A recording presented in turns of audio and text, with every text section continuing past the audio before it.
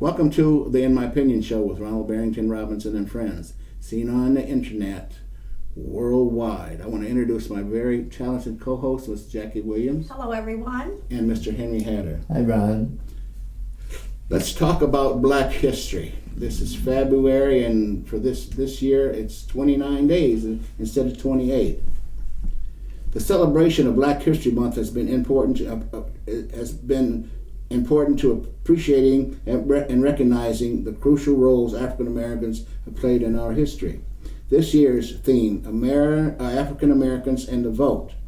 Folks, make sure you get out and vote. It's very crucial this year, very crucial. Has been selected to coincide with the 150th anniversary of the 15th Amendment, which granted Black men the right to vote and emphasizes that the voting rights of our citizens should not be denied in any state. During this month, we should take time to recognize and celebrate African Americans' many contributions and their sacrifices and bravery on their journey to justice in our nation. We must work together to identify, develop, and promote solutions to further achieve equity in our great state of Michigan and around this great nation. Jackie, what's your thoughts on Black history? I just think it's a great idea for us to get a chance to look back and to see how far we have come and where we still need to go. You won't appreciate where you're going unless you know where you've been. And so we stand on the shoulders of greatness, and we stand on the shoulders of a lot of people that went before us. And so we need to prepare for people to stand on our shoulders. So we need to be doing things that line up with what our ancestors did. Also, 400 years after the first enslaved African people were brought to the United States, the country still hasn't determined how to properly teach this integral part of American history. This compelling series, which everybody can tune into, Newsy, it's spelled Newsy TV, and go to Black History. They'll tell you everything that you need to know, and maybe you already know. Black history. We've been around, Black folks have been around from the beginning, okay, as I mentioned a million times on this particular show. History began in Africa, okay? People can say they came from Portugal, they say Ireland, they can come from Italy. Civilization started in Africa. Mr. Hatter, what's your thoughts? Ron, with all due respect to my colleagues sitting at this table and to people around the country, I salute the President of the United States for this week celebrating Black history in the White House. And as you say, Black history belongs to everybody. And as my daughter said in her remarks, I stand here to tell the American people that I'm proud of the Black people who endured the ravages of slavery and who created a platform so that I could stand on here today and tell you that I am free and proud. Those my daughter's words at the White House. Oh, well, that's great. So, like you say, it belongs to everybody, and we need to embrace it and never look back. As the people from Israel say, as they celebrate the Holocaust, we shall never go there again. Please. But one thing I would like to say that's important for us as we celebrate Black history. As Black people, whatever you like to be referred to, Afro-Americans, whatever your preference, we need to celebrate it every month. We need to understand who we are and whose we are every month, and we need to act accordingly. So this month should be the greatest celebration, but we should also be celebrating all the other 11 months. Yeah, exactly. Mm-hmm. People celebrate Black history 365 days a year, day and night. All right? If we don't tell our story, who will? That's right. Okay? Who will? Because we've been listening to all kind of lies for for hundreds of years, okay? And learn your history with the modern development of technology. It's there. Go on, those that have the internet, go there. Go to your public library. Check the history. Don't keep listening to what people say. Check it out for yourself. Go and do some research. That's what's important, all right? And I'd like to add to another thing that my daughter did say, as she expounded on Black history. I didn't learn a lot about Black history because the curriculum wasn't there, as many of the other kids around the country did. And I believe that Black history was intended to be celebrated contiguously with American history, Right. without relevance and substance to Black history. It was a very powerful remark that she made. And and that we appreciate being here today to be able to celebrate it the way we think it ought to be celebrated. It's reverence and culture.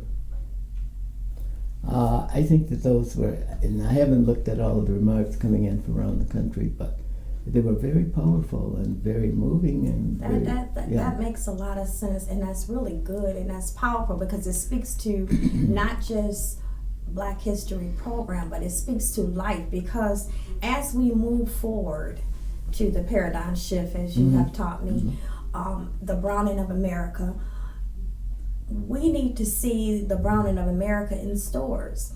I live in Grand Blanc, and I have been very upset because I go to the store so far as the Family Dollar, and I ask them all the time, why do we have to have a separate section for products for Blacks? Why does it have to be a separate section? It kind of like what she's saying, it should be incorporated in the whole store. Why do you have to have a separate section in the store for Black hair care? Why can't it just be with the rest of the hair? Because that just separates, you know what I mean? If you're trying to unify, you have to unify in the stores, you have to unify in the schools, you have to unify. So when I see that, to me that says separation. But there are a lot of people that's not ready for all of this. Well, they need to be. I mean, what year do you think? What year do you think? Somehow we have to be patient because there are people not ready. And see, when I can see that, I know what the problem is. And some people gloss it over. It ought to happen right away. And then the people will tell you what you want to hear. Oh, it's here. I'll put those products and mix it in with everybody else. But that doesn't solve the problem. The problem has to be within its young people. There has to be a culture that grows up. And much of that culture is taking place right now, as Black kids seem to do quite well with white kids. And that's great. I think it's great because they don't have the lines that we had. You know what I mean? You might have seen some interracial couples every once in a while, but they have gotten a pass where they have friends of all, and I love it because they don't see skin color, they see friendship. And that's what we should see. We're moving in that direction, but we need to do more before the paradigm shift, and we still have a big hurdle. We don't know how people are going to react to us. When you're losing ground and there's no trail for you to follow, you just drop off the cliff here. And this is when, you do, hostility. This is when the paradigm shift occurs. Who wants to be second in the world? Name one person that wants to be second. And you're going to take the culture that we live in the United States and transform it overnight. Not overnight. There's darkness. Not overnight, but this is the thing. That's why you should treat people like you want to be treated, because one we need day to start right now. You won't be in charge, and you will hope that they did not treat you like you treated them. But we don't need to use it as a repayment plan. We just need to use it as an education plan, and we just need to do right by it. So what I'm saying is the stores is the least of things because the products are going to be at greater demand. So you can't give a little section in the store. You're going to have to stock the store accordingly. And this is what I'm saying. You have to change your mindset. Yeah. If you're not going to change your mindset, then we're not going to get there without a lot of hostility. And that's why right now we have the highest racial despair, because we have so many crimes, hate crimes. Is because, listen, the young people that we have now, they don't understand slavery. They don't understand how we ever got there. So my point is, it's something they don't like to accept, but it was our history. Well, what we're going right now, they have to accept this is the history that's going to be. The browning of America is coming. You can stop everybody at the border, but the browning of America is coming, and you can't stop it. No, you can't stop. You can't stop it. And I wanna, as I support, I did toast the President of the United States. I'm gonna toast IMO show, this show today, which started this whole discussion 20 years ago about the paradigm shift. And we talked about what should we be doing now to prepare for that, so that we don't have conflict and cataclysmic affair. What should we be doing? And if you guys remember that, we said, we asked white culture, well, what should we be doing so that the white culture will be prepared to save the country from any kind of a collapse due to racial problems at that time, when they're no longer the arithmetic and political majority of the country. And then we asked the Mexicans, what should we be doing, or Hispanics, what should we be doing? I don't know whether you guys remember that. We did. And we asked African Americans, what should we be doing? Guess what? People did not pay too much attention to that. And it's been around as long as IMO, the In My Opinion show, but we've done nothing. We have surfaced this in the Republican Party. We have surfaced it in school districts and so on and so forth. And I didn't surface it to the Democrats, but I'm sure they heard it, that we were discussing this. And this was a kind of an issue that was everybody's problem and interest and enthusiasm. We have not moved yet to that. But yet we hear people who believe that, and I don't know whether you're exposed to this, but there are whites who believe that people of culture are planning to exterminate them. So those are discussions that are under the table. So why don't we bring them above the table? So we are. We've always been. Yeah, no, but I'm saying because a call to action. So you are very knowledgeable of this. Yes, so I am. it seems as though it would be probably very beneficial for Genesee County alone for you to do kind of like a seminar or a talk. You know what I'm saying? Because a lot of times when people are frustrated and there is anger and all of these different emotions that it's because we don't understand.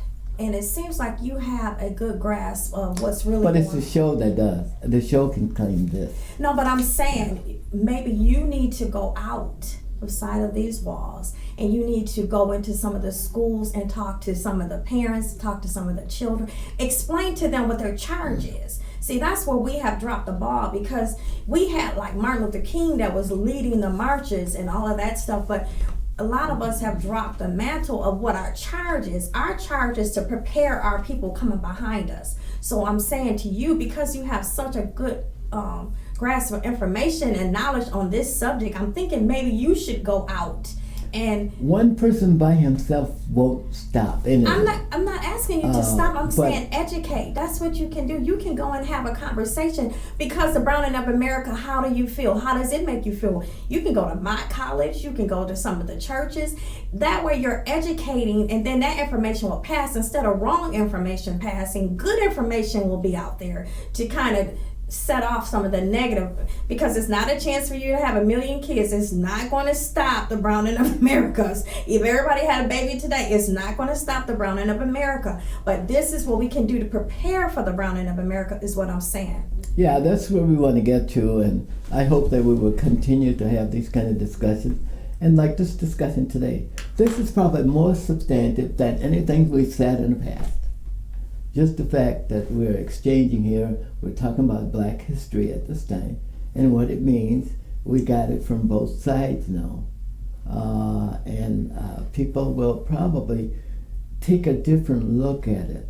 And maybe we could get NBC and ABC and all of them to converge on this, because they're not doing their job. Yeah, we could probably have a panel of discussion.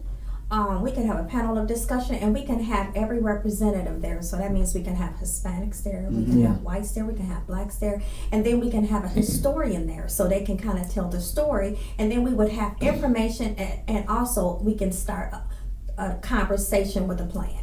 Mm-hmm. You know, and also too, it also, as Jackie, you mentioned schools, all right, and it brought back a conversation that we had about Black history some time ago, a few years ago, Henry. It's got to be taught in the schools. And I believe I asked you, why isn't it? And the curriculum comes from Lansing, from the superintendent of whatever he's called up there in Lansing. All right, state superintendent of schools. He dictates what's taught in schools, okay? Maybe he or she, whomever it is, needs to be educated, all right? And say, hey, look, let's start with these schools, kindergarten all the way through K-12, all right?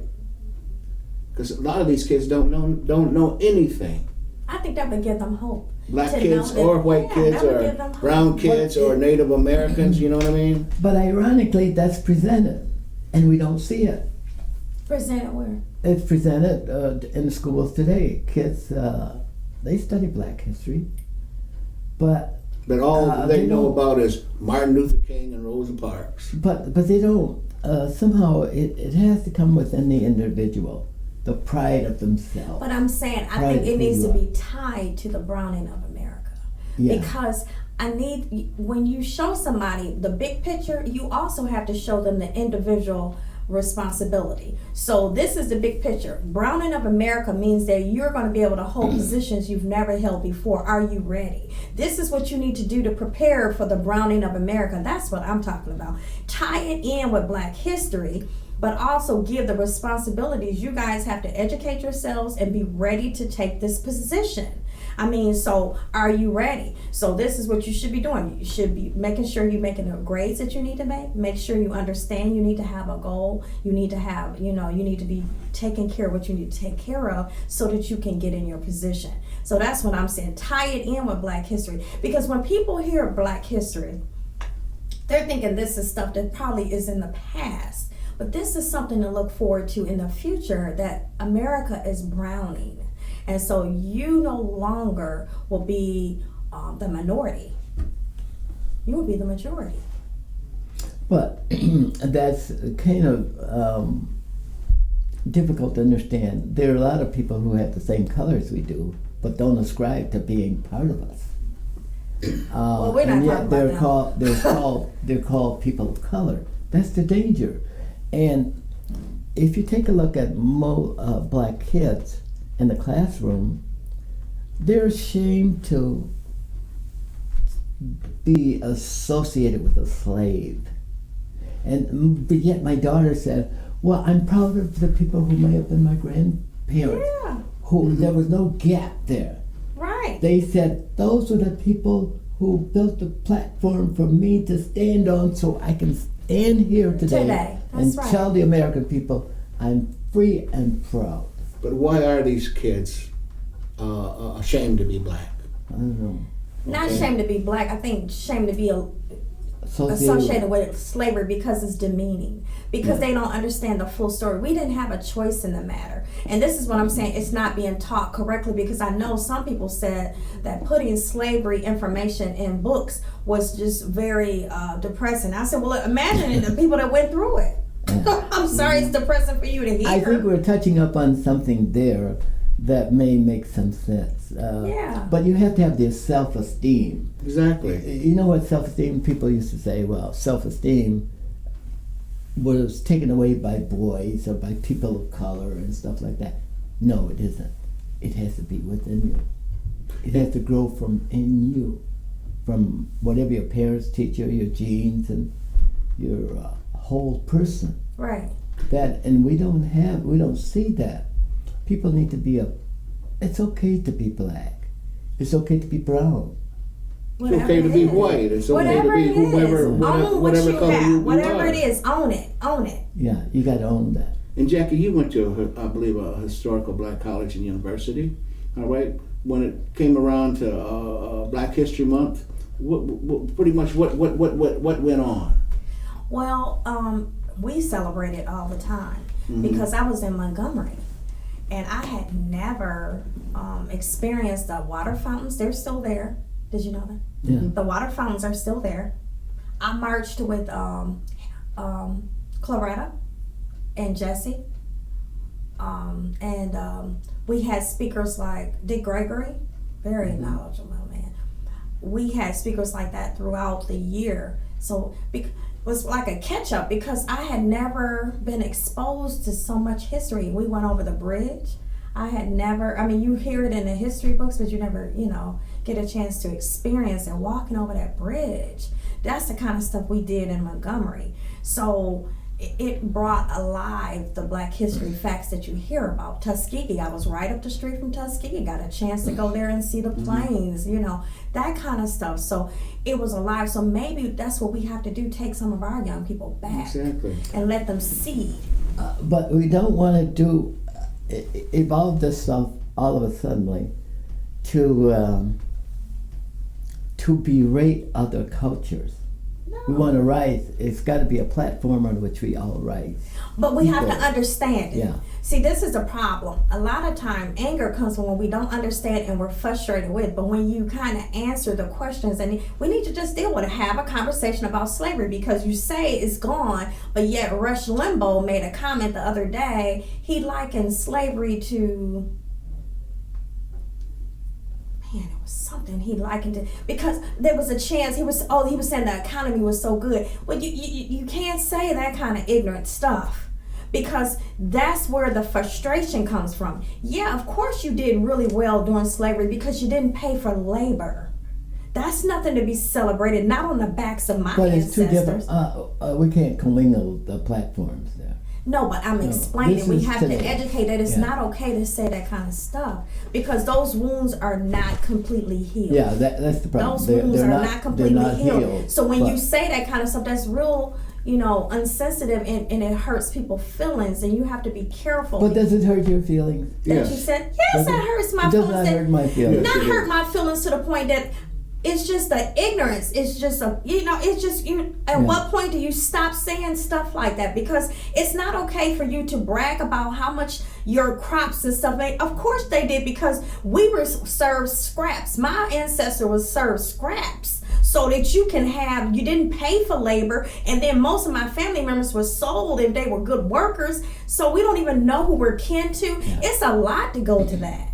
You know what I mean? So don't talk about it like it was something great. But guess what? Exactly. All those people are dead. Who doesn't make any difference. They've never lived. Who is dead? This is now. But I'm saying, don't make comments about it like that, because those are not good comments. Is what I'm saying. And then you get the highest medal that you can get. All right, Limbaugh. Yeah. Okay, from the President of the United States. Right. You know what I mean? See, something I have not ever said to you guys, all right? The reason I'm so annoyed at how history has depicted itself, okay? My great-grandfather, all right, was lynched, all right, in North Carolina. His wife was raped, okay, in North Carolina. All right, so I have issues, okay. No, see, those are valid issues. That shit you can't not forget. Right. All right, and thousands of us went through, thousands of people of color went through that, all right? Right. But do you know, It's no difference than the Native Americans, all right? Look how their culture was destroyed, all right? Look at the millions of slaves, all right? Whites came 5,000-6,000 miles, built ships to come and get slaves so that to bring them back over here to work for free for 400 years. Mm-hmm. Now that's what makes me angry. yeah, I can understand. All right, and I see, that's what sympathize makes with me angry. And Okay, but we have to get past that. you can't get so past our it. kids in the future will be able to move on. Well, yeah, but you got to introduce them to that Yeah. what occurred. Okay, With regardless- remorse, Yeah. because you can't when you talk about slavery, you can't reference it without remorse and think that we But can. you cannot make a disconnect. You got to be associated with those slaves. Anytime you say, I'm not a slave, I was never a slave, you completely downgrade the slave, and now you have a disconnect. And you don't show that it was a slave who gave you the power to rise. Not the Constitution, not other things, but it was the slaves. On the back of those slaves Of course. gave you the. Yeah. But many people don't want to be associated. Don't Well, want see, to the other discuss thing slavery. is, this is what I'm saying. The other thing In the is Bible, understand it. in the Bible, you do discuss the slaves. Yes, you As do. Moses took the people Yeah. out of the Nog and all of those places. But the point is that I'm making is that we have to teach about slavery because our Yeah. young people think that we were in slavery because we were weak. Yeah, It that's had the nothing thing. to do with us being weak. Yeah, that's So another this problem. is what we have to teach. It had nothing to do with us being weak. It was just a situation where we were taken advantage of. We're on the same page now. Yeah, so slavery didn't represent that we were weak. It represents somebody took advantage of us. Period. And so we have to explain that. So it's not that, they'll say it couldn't have been us. Well, sweetheart, with whips and stuff, it could have been. It could have easily been you. But our kids need to get better at recognizing that they were derivatives of slaves. And when you completely discount that, you don't solve the problem. Right. You have to own That's the what I'm whole. saying. That's You what gotta I'm own the whole history. Okay, we need to find out how we go about doing that, because we have disconnects all the time, and there's a wide chasm between young people who live today and slavery. It almost need to be a ceremony. Yeah. You have to tell the young people. Everybody raise their hand that is a descendant of a slave, and Yeah. nobody in here should not have their hand raised. Yeah. Everybody in here, But they don't do that. but we Yeah, have But to. they should. We should. And yes. even the church doesn't teach that, bridging that chasm. They I mean, don't where teach would that. you teach that? 'Cause Well, you gotta, everybody, it would be kind of the conversation that need to happen that you're going to bring. well, the churches have more access to people.